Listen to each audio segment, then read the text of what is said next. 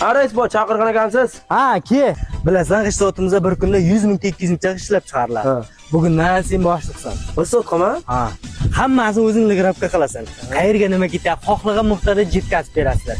Bo'ldi rais bu, klientlar telefon qilsa, xohlasa ham bo'sh. Xohlasa pishgansiz. Talabiga qarab, ob'yemiga qarab javob beramiz. Biz dastlabki bir bilasiz. Mana shu nomerlar bilasan, ha? Shu nomerlarga telefon qiladi. Men senga ishonaman. Davaysiz. Klientlarga yaxshi muomalada bo'linglar, ey. Qo'shni, Assalomu alaykum. Salomatlisiz. Shu desangiz, qo'shni menga mingta pishgan g'ish kerak. Mingta? Nima qilasiz mingta g'ishda? Tovuqxona quraman. Mingta yetadimi? Yetadi. Bo'ldi. Qo'shniga 1000 ta qish beringlar, pishgandan, sifatlisidan beringlar. 18. 1000 ta g'ishdan pul chiqmayapti-ku. Shu desangiz, bir qiynalgan qo'shnim bor. Shu kiloni berib berdim-da. Agar kam desangiz, men oyligimni olib qo'y. Ha, mayli, baraka kerak. Mayli, olmayman. G'ishlar ancha quruq qolibdi, sifati ancha yaxshi.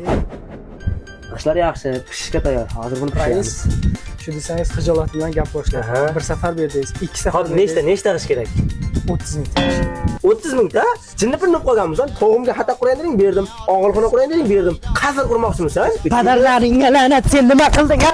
30 ming ham g'ish beraverasanmi, nomar?